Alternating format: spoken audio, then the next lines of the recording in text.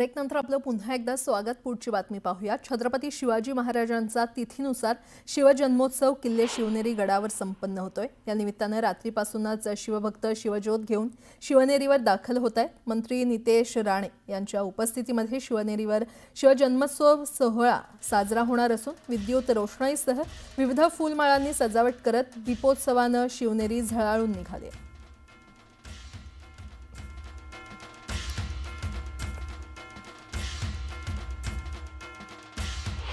किल्ले शिवनेरीवर आज तिथीनुसार शिवजयंती साजरी होत आहे।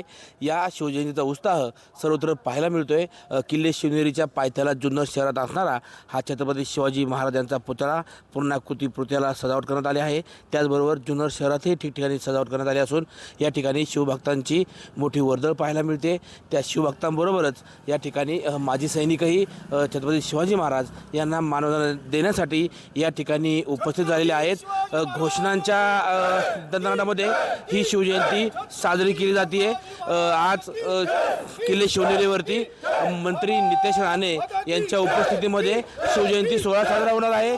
श्री शिवनेरी स्मारक समितीच्या वतीने तिथीनुसार भव्य शिवजयंती सोहळा साजरा करण्यात येतो आणि आजच्या या शिवजयंतीनिमित्त अनेक कार्यक्रम किल्ले शिवनेरीवरती पार पडणार आहेत।